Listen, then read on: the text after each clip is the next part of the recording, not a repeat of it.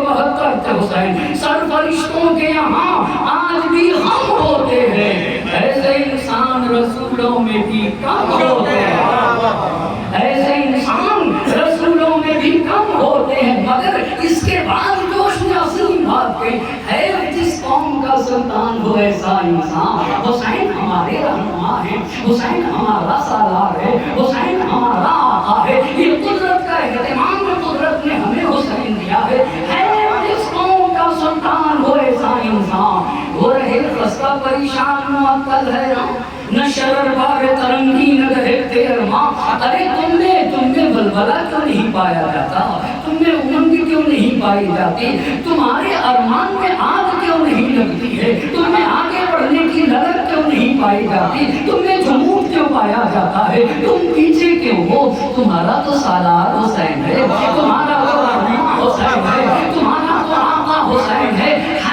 جس قوم کا سلطان ہو ایسا انسان۔ وہ رہے خستہ پریشان معطل حیران، نہ شرر بار ترنگی نہ دہتے ارمان، تمہارے ارمان میں آگ کیوں نہیں لگتی، جس کی آنکھیں فقط آباد ہو سینے بھی غم، توجہ کرنے کی ضرورت ہے۔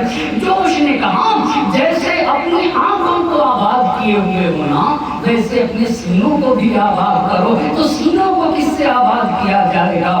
جرأت سے آباد کرو، ہمت سے آباد کرو، شجاعت سے آباد کرو، ایثار سے آباد کرو، فداکاری سے آباد کرو، قربانی کا جذبہ رکھو نا، لوگوں سے اور بشریت سے محبت کر کے اپنے سینوں کو آباد کرو۔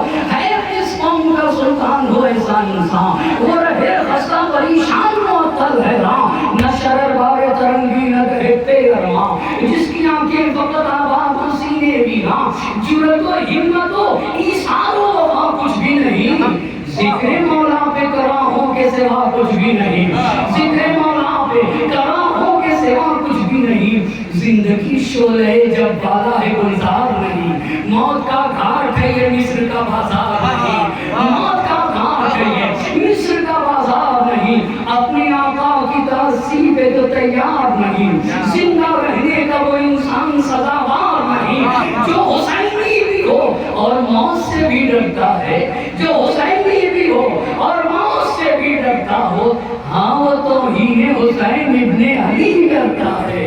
ایک سال پڑھیں گے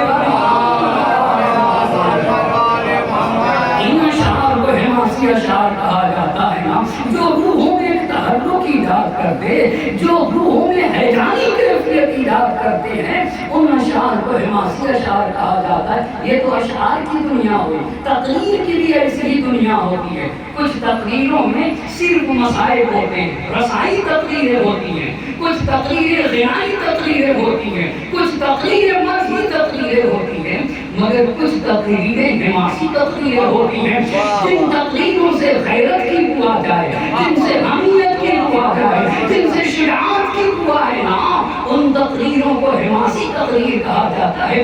میرے مولا نے پہلے امام نے جنگ صفین کے موقع پہ نہر فرات کے کنارے ایک مختصر سی تقریر کی ہے، مگر حماسی تقریر کی ہے نا، اور اتنی حماسی تقریر کی ہے کہ علماء نے لکھا ہے کہ جس گھاٹ پہ بنی امیہ کا قبضہ تھا، اس کو 2 گھنٹے کے اندر جس نے اپنے قبضے میں کیا ہے، وہ ایک مختصر سی تقریر کی، مختصر سی تقریر مگر حماسی تقریر تھی۔ امام نے اپنے سپاہیوں کو خطاب کر کے کہا قد استطعموکم القتال، یہ تم سے غذا مانگ رہے ہیں، یہ جنگ کے بھوکے ہیں، توجہ کرنے کی ضرورت ہے۔ امام نے کہا یا تو ذلیل بن کے ایسے ہی ٹھہرے رہو اور ان کا گھاٹ پہ قبضہ باقی رہے، وہ پانی لیتے جائیں، یا تو اپنی تلواروں کو ان کے خون سے سیراب کر دو اور تم پانی تک پہنچ جاؤ، یا ذلیل بن کے جیو۔ اللہ اللہ کیا فلسفہ بتایا ہے آپ کو بتائے، کربلا کسے کہتے ہیں؟ جو مر کے آبرو مند بنا دے اسے کربلا کہا جاتا ہے۔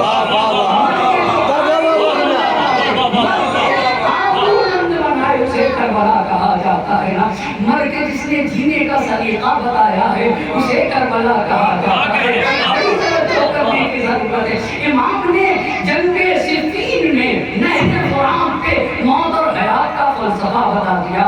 اگر زندہ ہو لیکن ذلیل ہو تو اسے زندگی نہ سمجھنا، یہ چلتی پھرتی لاش ہے، یہ چلتی پھرتی لاش ہے،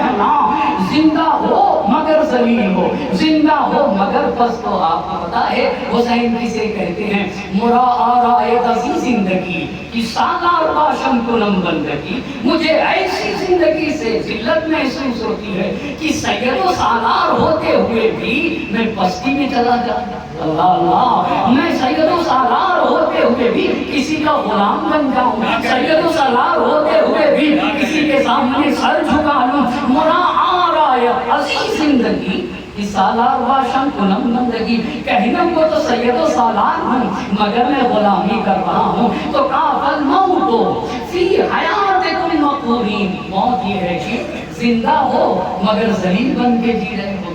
بہت باتیں اس پہ کہہ سکتا ہوں مگر میں موضوع سے ہٹ جاؤں گا، اور حیات یہ ہے کہ مر جاؤ مگر ہمیشہ تمہارا نام زندہ رہے گا، یہی حیات ہے، مر جاؤ مگر بلند بن کے جیو، آبرو مند رہو مرنے کے بعد بھی۔ 2 گھنٹے کے اندر قبضہ ہوا ہے۔ اچھا یہ تو تقریر ہو گئی، شخصیتوں کی بھی قسمیں ہیں، شخصیتوں کی بھی، جیسے اشعار کی قسمیں، جیسے تقریر کی قسمیں، ویسے ہی شخصیتوں کی بھی قسمیں ہیں۔ تو بتائیں کچھ شخصیتیں ایسی ہیں جن کو دیکھیے تو وہ اداس ہی اداس نظر آئیں گے، ان کے یہاں غم ہی غم دکھتا، ان کے چہرے سے بھی غم ہی غم نظر آتا ہے، یہ رسائی شخصیتیں ہوتی ہیں۔ مگر کچھ شخصیتیں حماسی شخصیت ہوتی ہیں۔ اب سوال یہ ہے کہ امام حسین سید الشہداء حضرت ابا عبداللہ حسین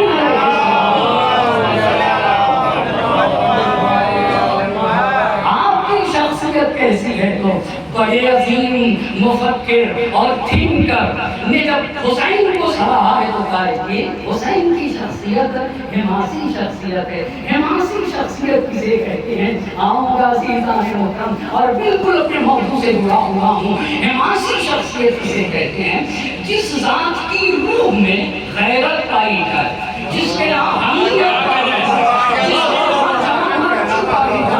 جس کے یہاں ایثار پایا جائے، جس کے یہاں قربانی کا جذبہ پایا جائے، جو دوسروں کے لیے کام کرے، جو انسانیت کے لیے قربانی دے دے، جو بشریت کے لیے فداکاری دے دے، جس کا کام عقیدے کی راہ میں ہوتا ہے، جو حق کی راہ میں کھڑا ہوتا ہے، جو مظلوم کے دفاع کے لیے کھڑا ہوتا ہے، جو ظالم کے خلاف بولنا سکھا دے، جو سکندر کے خلاف اٹھنا سکھا دے، اس ذات کو حماسی ذات کہا جاتا ہے۔ اب جب ایسی بات، اچھا حسین جب حماسی شخصیت ہے تو ایسے حسین کی عزا بھی حماسی ہونا چاہیے، ایسے حسین کی عزا بھی حماسی ہونا چاہیے۔ اس عزا سے بھی غیرت کی بو ہے، اس سے حمیت کی بو ہے، اس سے جمع مردی کی بو ہے، اس سے ایثار کی بو آنا چاہیے۔ اچھا آپ کو پتا ہے تاریخ میں یزید کو سب سے بڑی غلطی کہاں پہ ہوئی؟ آپ کو پتا ہے تاریخ میں سب سے بڑی غلطی یزید کو کہاں ہوئی؟ یزید نے ولید کو خط میں لکھا تھا کہ اگر حسین بیعت نہ کرے تو حسین کے سر و تن میں جدائی کر دینا، اگر حسین بیعت نہ کرے تو حسین کے سر و تن میں جدائی کر دینا۔ یہی سب سے بڑی غلطی ہے یزید کی، توجہ کرے گا میرا مہمان۔ وہ کیا لکھ رہا ہے؟ اگر بیعت نہ کرے تو سر و تن میں جدائی کر دینا، کہ یہ جملہ بتا رہا ہے کہ یزید حسین کی ذرہ برابر معرفت نہ رکھتا تھا۔ کیوں؟ وہ کہہ رہا اگر بیعت نہ کرے تو حسین کے سر و تن میں جدائی کر دی جائے۔ یہ جملہ بتاتا ہے کہ ذرہ برابر حسین کا عرفان نہیں تھا۔ کیسے مولانا؟ اما یزید حسین کو جسم سمجھ رہا تھا۔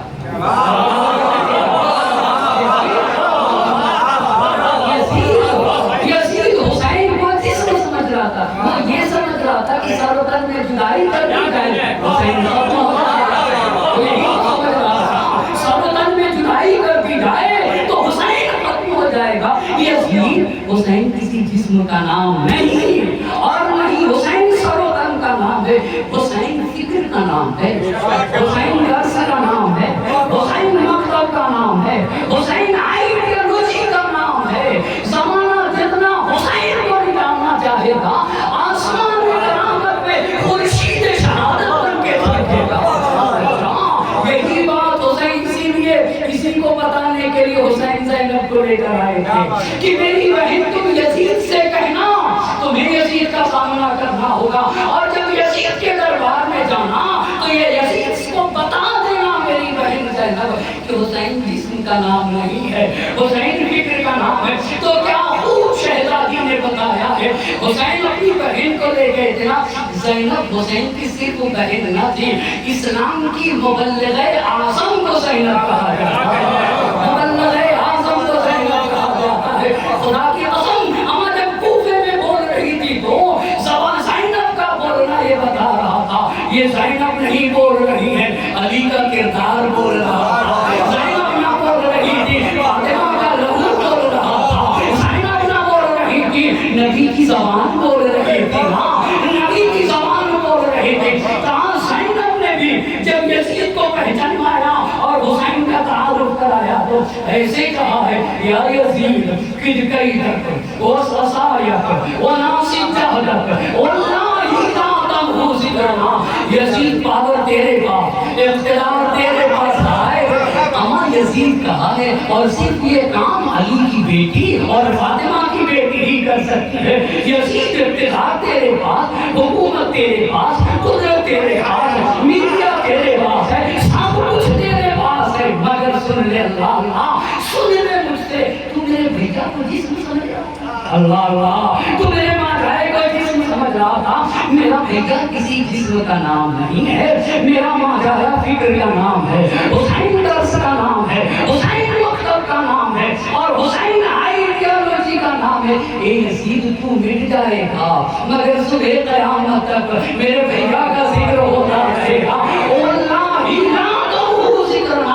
اما خدا کی قسم کھائی ہے، خدا کی قسم، نہ میرے بھیجا کے نام کو مٹا سکے گا، نہ میرے بھیجا کی یاد کو مٹا سکے گا، نہ میرے بھیجا کے ذکر کو مٹا سکے گا۔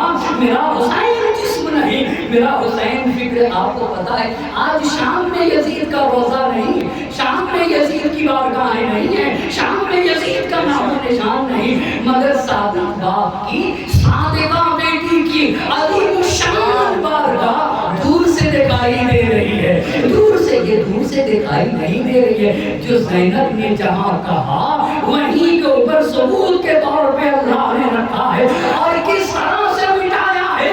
زینب کبریٰ نے یزید کو خاک میں کیسے ملایا ہے، جوش علیہ بھائی سے پوچھئے نا، بے درد کے حسرت کو نکلتے نہیں دیکھا، کاغذ کی کبھی ناؤ کو چلتے نہیں دیکھا، ظالم کو کبھی پھولتے پھلتے نہیں دیکھا، ٹھوکر بھیجے ہو جس سے سنبھلتے نہیں دیکھا۔